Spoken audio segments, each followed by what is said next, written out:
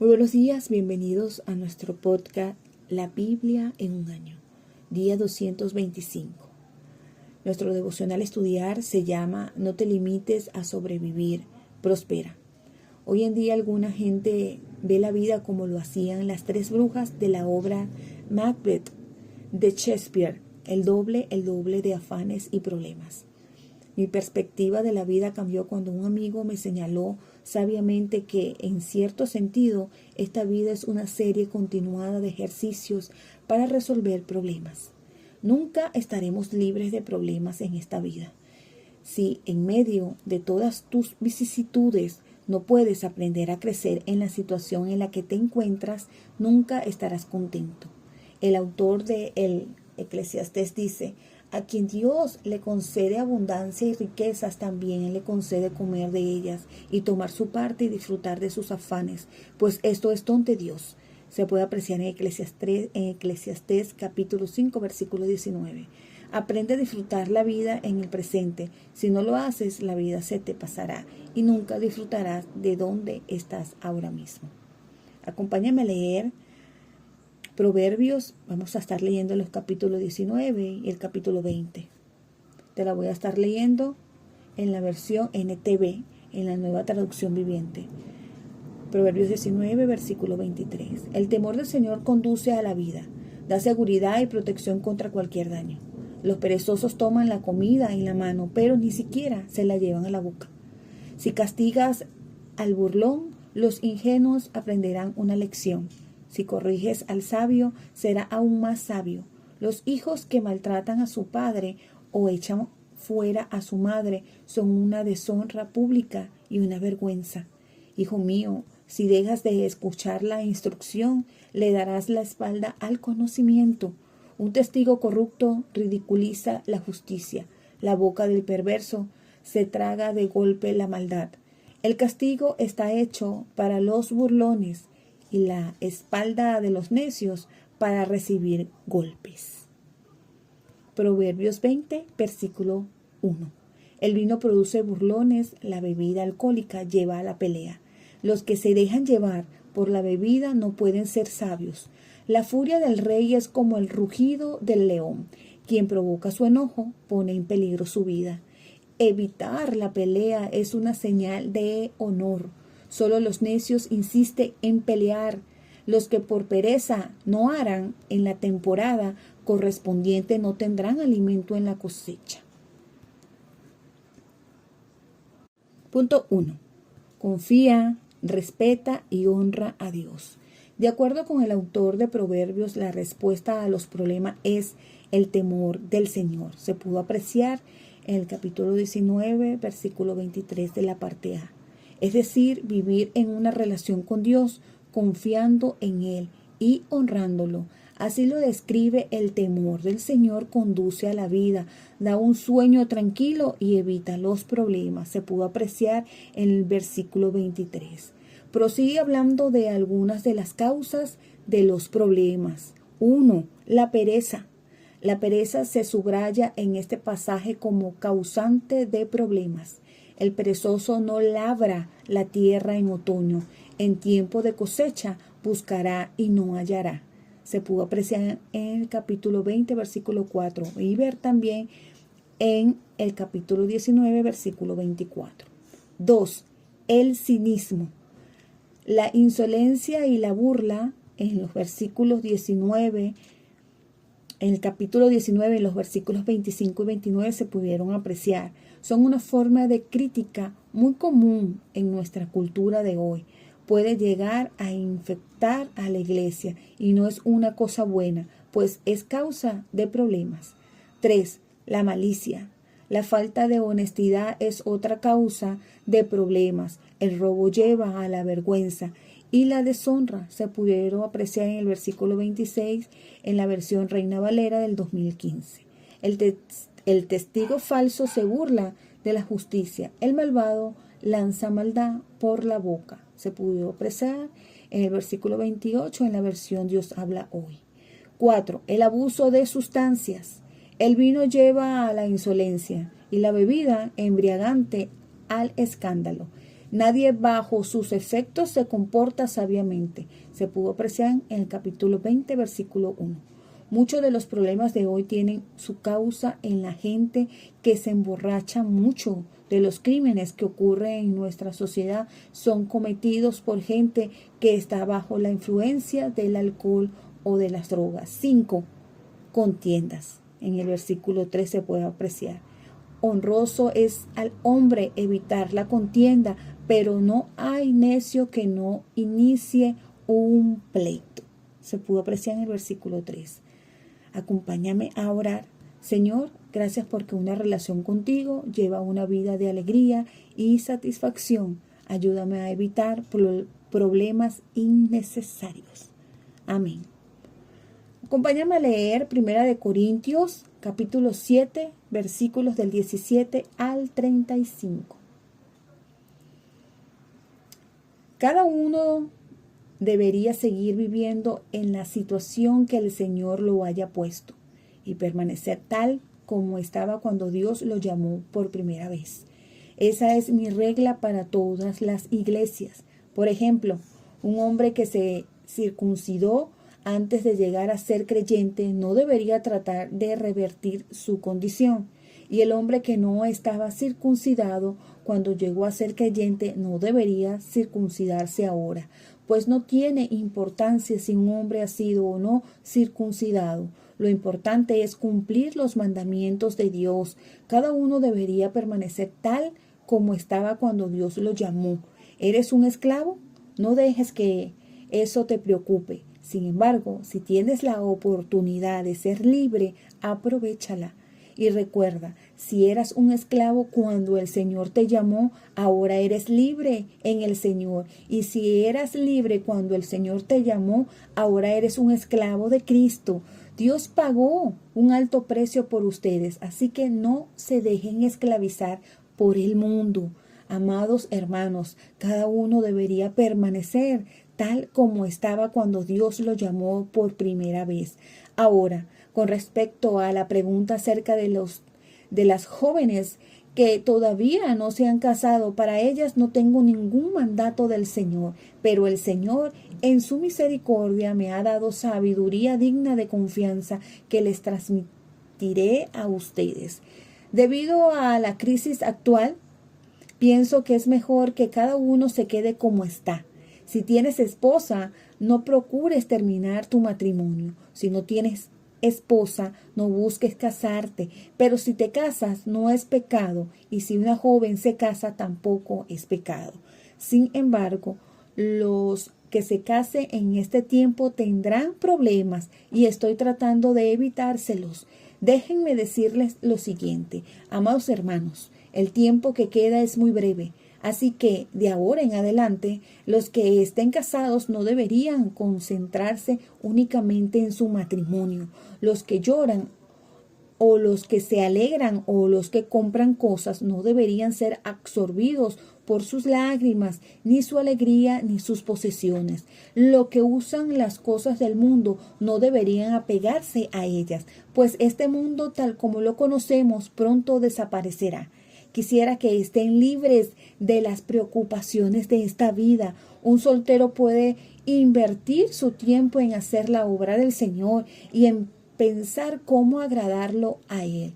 Pero el casado tiene que pensar en sus responsabilidades terrenales y en cómo agradar a su esposa.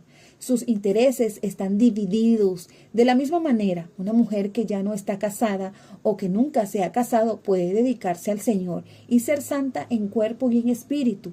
Pero una mujer casada tiene que pensar en sus responsabilidades terrenales y en cómo agradar a su esposo.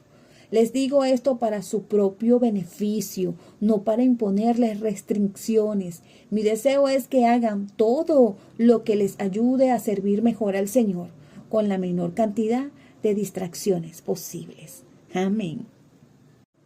Punto 2. Entrégate totalmente al Señor. Uno de los problemas principales de nuestra generación es la ansiedad y la apatía que viene de estar comparándose constantemente y del FOMO, acrónimo de Fear of Missing Out, el miedo a perderse algo o miedo a la exclusión digital. Las respuestas al FOMO se encuentra en las palabras con las que Pablo comienza el pasaje de hoy. En cualquier caso, cada uno debe vivir conforme a la condición que el Señor le asignó, a la cual Dios lo ha llamado. El versículo 17 se pudo apreciar. Pablo sienta el principio del que emana toda su aplicación. En el versículo 17 al 24 se puede apreciar: un cristiano nuevo debería permanecer en la condición en que estaba cuando se convirtió. Pablo nos da 3 ejemplos: matrimonio, circuncisión y esclavitud. Históricamente, los primeros cristianos eran una exigua minoría y no estaban en posición de abolir la esclavitud. Pero esto tiene una aplicación más amplia, a menos que aquello a lo que se dediquen sea ilegal o inmoral. Aquellos que se hacen cristianos no deberían dejar su trabajo sin haber recibido un llamado claro para dedicarse a otra cosa. Dios te llama a meterte en cosas, no simplemente a que te salgas de ellas. Pablo quiere evitarle a la gente pasar por los aprietos, en el versículo 28 se puede apreciar, de la vida. Como dice la traducción El Mensaje, no te compliques la vida innecesariamente. Se puede apreciar en el versículo 29 en la versión del Mensaje. Al mirar la cuestión del matrimonio y la soltería, su preocupación principal es que vivan plenamente dedicados al Señor. Se pudo apreciar en el versículo 35, lo cual es el fin primordial de tu vida. Pablo escribe acerca de las ventajas de la soltería. Por supuesto, el mismo Jesús fue soltero y habló del hecho de que para algunos la soltería es involuntaria, mientras que para otros es una elección por el reino. Se puede apreciar en Mateo capítulo 19, versículo 12. La soltería involuntaria es un tema doloroso y difícil, pero Jesús no está hablando de ese tipo de soltería en Mateo 19, ni tampoco lo está haciendo aquí. Pablo está hablando de la soltería por causa del reino, la cual puede ser permanente o temporal. Las desventajas de la soltería son obvias. Quizás las 3 cosas más duras para los cristianos que son solteros pueden ser: primero, perderse la compañía del matrimonio y la soledad que puede resultar de ello. Segundo, la falta de realización sexual. Tercero, no tener hijos. Pero aquí el apóstol Pablo da también 2 razones por las que pueden ser ventajosos. La primera razón es la fugacidad de la vida. Escribe que nos queda poco tiempo. En 1 Corintios 7:29 se puede apreciar. Por lo que de aquí en adelante, los que tienen esposa deben vivir como si no la tuvieran. Los que lloran como si no lloraran. Los que se alegran como si no se alegraran. Los que compran algo como si no lo poseyeran. Los que disfrutan de las cosas de este mundo como si no disfrutaran de ellas. Porque este mundo en su forma actual está por desaparecer. Se pudo apreciar en el versículo 29 al 31. No está prohibiendo el matrimonio más de lo que prohíbe la risa, el duelo o las posesiones. Más bien está diciendo que en comparación del brillo de la gloria de servir a Dios, todo palidece hasta la insignificancia. Necesitamos estar despegados de las cosas de este mundo, y estarlo puede ser más fácil si una persona es soltera.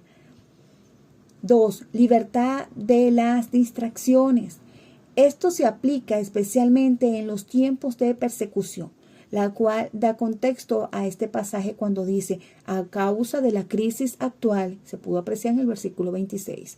Pablo expresa que preferiría que estuvieran libres de preocupaciones. El soltero se preocupa de las cosas del Señor y de cómo agradarlo, pero el casado se preocupa de las cosas de este mundo y de cómo agradar a su esposa. Sus intereses están divididos. La mujer no casada, lo mismo que la joven soltera, se preocupa de las cosas del Señor, se afana por consagrarse al Señor tanto en cuerpo como en espíritu, pero la casada se preocupa de las cosas de este mundo y de cómo agradar a su esposo. Les digo esto por su propio bien, no para ponerles restricciones, sino para que vivan con decoro y plenamente dedicados al Señor. Se pudo apreciar en los versículos del 32 al 35. Tenemos una cantidad limitada de tiempo, energía y dinero. No hay duda de que el matrimonio requiere mucho. Pablo nos llama a tener una visión positiva de la soltería, ya sea permanente o temporal. Está diciendo que puede ser liberadora y dar plenitud, como en el caso de Jesús. En otro lugar escribe que el matrimonio es una imagen de la relación entre Cristo y la iglesia. Se puede apreciar en Efesios 5. La realidad se encuentra en Cristo. Tanto el matrimonio como la soltería son dones. Lo que importa de verdad es tener una plena dedicación al Señor. 1 Corintios 7:35. Con frecuencia damos por sentado que el matrimonio es el estado de vida más obvio que seguir y es la mejor manera de vivir. Este pasaje nos recuerda que no debemos infravalorar los beneficios de la soltería, la cual es igualmente válida y puede ser muy fructífera, así como puede llenar mucho. Acompáñame a orar. Señor, enséñanos a encontrar vida y satisfacción en toda situación en la que nos hallemos, llevando vida que agraden al Señor, que vivamos plenamente dedicados al Señor. Amén. Vamos a estar leyendo Eclesiastés capítulos 4 al capítulo 6. Eclesiastés capítulo 4, versículo 1. Además, observé toda la opresión que sucede bajo el sol. Vi las lágrimas de los oprimidos y no había nadie para consolarlos. Los opresores tienen mucho poder y sus víctimas son indefensas. Entonces llegué a la conclusión de que los muertos están mejor que los vivos, pero los más afortunados de todos son los que aún no nacen, porque no han visto toda la maldad que se comete bajo el sol. Luego observé que a la mayoría de la gente le interesa alcanzar el éxito porque envidia a sus vecinos, pero eso tampoco tiene sentido, es como perseguir el viento. Los necios se cruzan de brazos y acaban en la ruina. Sin embargo, es mejor tener un puñado con tranquilidad que tener 2 puñados con mucho esfuerzo y perseguir el viento. Las ventajas de tener compañía. Versículo 7. También observé otro ejemplo de algo absurdo bajo el sol. Es el caso de un hombre que está totalmente solo, sin hijos ni hermanos. No obstante, trabaja mucho para acumular toda la riqueza posible. Sin embargo, luego se pregunta, ¿para quién trabajo? ¿Por qué me privo de tantos placeres? Nada tiene sentido, todo es tan deprimente. Es mejor ser 2 que 1, porque ambos pueden ayudarse mutuamente a lograr el éxito. Si uno cae, el otro puede darle la mano y ayudarle, pero el que cae y está solo, ese sí que está en problemas. Versículo 11. Del mismo modo, si 2 personas se recuestan juntas, pueden brindarse calor mutuamente, pero ¿cómo hace uno solo para entrar en calor? Alguien que está solo puede ser atacado y vencido, pero si son 2, se ponen de espalda con espalda y vencen. Mejor todavía si son 3, porque una cuerda triple no se corta fácilmente. La inutilidad del poder político. Versículo 13. Es mejor ser un joven pobre pero sabio que ser un rey viejo y necio, que rechaza todo consejo. Un joven así podría salir de la pobreza y triunfar. Hasta podría llegar a ser rey, aunque hubiera estado en la cárcel. Sin embargo, luego todo el mundo corre a aliarse con otro joven que lo reemplaza. Lo rodean innumerables multitudes, pero luego surge otra generación y lo rechaza a él también. Así que nada tiene sentido. Es como perseguir el viento. Eclesiastés capítulo 5. Precauciones al acercarse a Dios. Versículo 1. Cuando entres en la casa de Dios, abre los oídos y cierra la boca. El que presenta ofrendas a Dios sin pensar hace mal.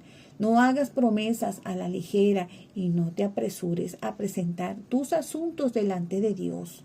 Después de todo, Dios está en el cielo y tú estás aquí en la tierra. Por lo tanto, que sean pocas tus palabras. Demasiada actividad trae pesadillas. Demasiadas palabras te hacen necio. Cuando le hagas una promesa a Dios, no tardes en cumplirla, porque a Dios no le agradan los necios. Cumple todas las promesas que le hagas. Es mejor no decir nada que hacer promesas y no cumplirlas. No dejes que tu boca te haga pecar y no te defiendas ante el mensajero del templo al decir que la promesa que hiciste fue un error. Esa actitud enojaría a Dios y quizá destruya todo lo que has logrado. Versículo 7. Hablar no cuesta nada, es como soñar despierto y tantas otras actividades inútiles. Tú, en cambio, teme a Dios. La inutilidad de las riquezas. Versículo 8. No te sorprendas si ves que un poderoso oprime a un pobre o que no se hace justicia en toda la tierra, pues todo funcionario está bajo las órdenes de otro superior a él, y la justicia se pierde entre trámites y burocracia. Hasta el rey saca todo lo que puede de la tierra para su propio beneficio. Los que aman el dinero nunca tendrán suficiente. Qué absurdo es pensar que las riquezas traen verdadera felicidad. Cuanto más tengas, más se te acercará la gente para ayudarte a gastarlo. Por lo tanto, ¿de qué sirven las riquezas? Quizás solo para ver cómo se escapan de las manos. La gente trabajadora siempre duerme bien, como mucho o coma poco, pero los ricos rara vez tienen una buena noche de descanso. He notado otro gran problema bajo el sol. Acaparar riquezas perjudica al que ahorra. Se invierte dinero en negocios arriesgados que fracasan y entonces todo se pierde. A fin de cuentas, no queda nada para dejarles a los hijos. Todos llegamos al fin de nuestra vida tal como estábamos en el día que nacimos, desnudos y con las manos vacías. No podemos llevarnos las riquezas al morir. Esto es otro problema muy serio. Las personas no se van de este mundo mejor de lo que llegaron. Todo su esfuerzo es en vano, como si trabajaran para el viento. Viven toda su vida bajo una carga pesada, con enojo, frustración y desánimo. Aún así, he notado al menos una cosa positiva. Es bueno que la gente coma, beba y disfrute del trabajo que hace bajo el sol durante el corto tiempo de vida que Dios le concedió y que acepte su destino. También es algo bueno recibir riquezas de parte de Dios y la buena salud para disfrutarlas. Disfrutar del trabajo y aceptar lo que depara la vida son verdaderos regalos de Dios. A esas personas Dios las mantiene tan ocupadas en disfrutar de la vida que no pasan tiempos rumiando el pasado. Eclesiastés capítulo 6 versículo 1. He visto otro mal terrible bajo el sol, que pasa tremendamente sobre la humanidad. Dios les da a algunos mucha riqueza, honor y todo lo que pudiera desear, pero luego no les da la oportunidad de disfrutar de esas cosas. Se mueren y algún otro, incluso un extraño, termina disfrutando de toda esa abundancia. Eso no tiene sentido, es una tragedia terrible. Un hombre podría tener 100 hijos y llegar a vivir muchos años, pero si no encuentra satisfacción en la vida y ni siquiera recibe un entierro digno, sería mejor para él haber nacido muerto.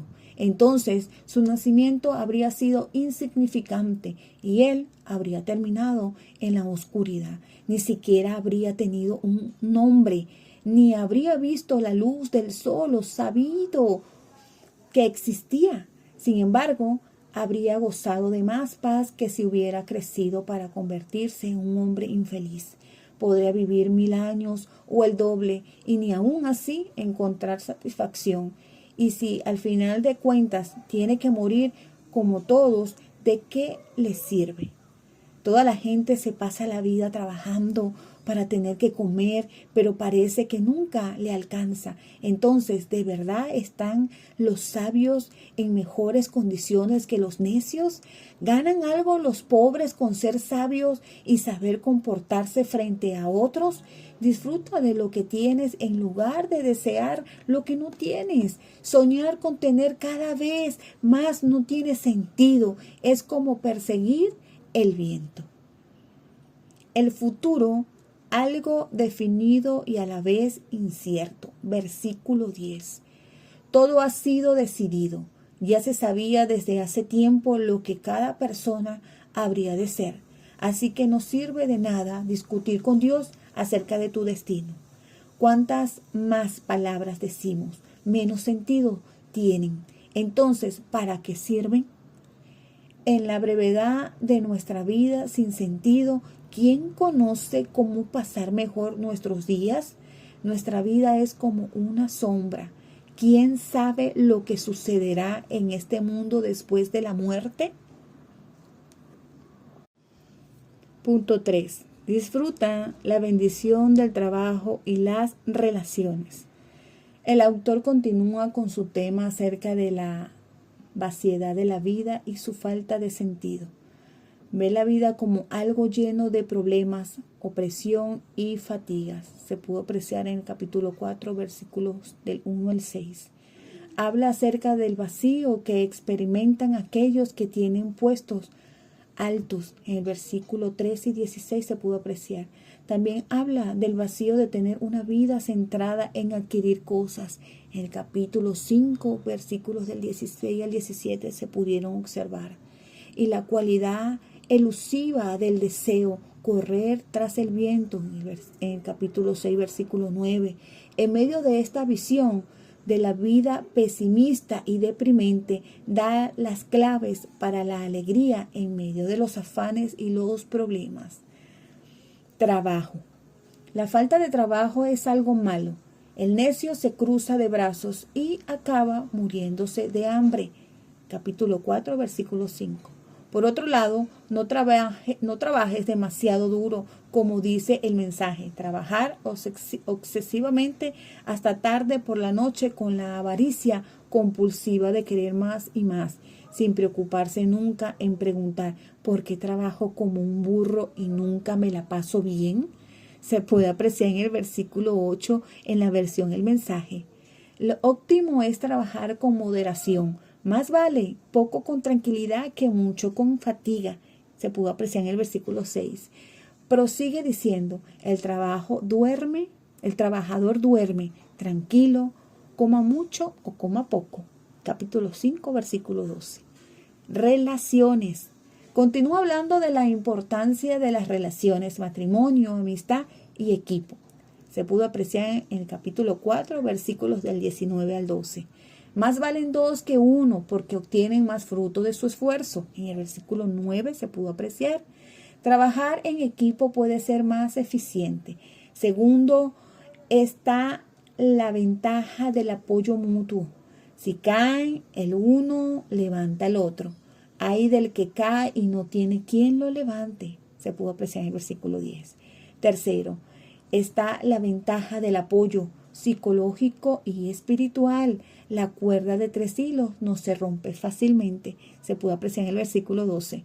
La clave para una amistad o un matrimonio fuerte es la tercer cuerda, que no es sino lo que en otros pasajes de hoy se ha llamado la plena dedicación al Señor. Se puede apreciar en 1 Corintios capítulo 7, versículo 35. Y el temor del Señor en Proverbios 19, 23, la parte A. Acompáñame a orar. Señor, ayúdanos a evitar los problemas y afanes innecesarios y a tener una dedicación plena al Señor, para que no nos dediquemos simplemente a sobrevivir, sino a desarrollarnos y disfrutar de la vida en toda su plenitud. Amén. La pastora Pipa añade en Eclesiastés 4:4, en la versión Dios habla hoy: vi también que el mucho trabajar y el éxito en una empresa provocan la envidia de unos contra otros. Me parece una manera más bien cínica de ver las cosas. La envidia es destructiva, pero a veces una sana competencia es muy motivadora. Les recuerdo que este devocional ha sido escrito por el pastor Nicky y la pastora Pipa Gumbel de la iglesia HTV en Londres. Y es a la que le da voz a este devocional Ingrid Flores. Que Dios les bendiga rica y abundantemente.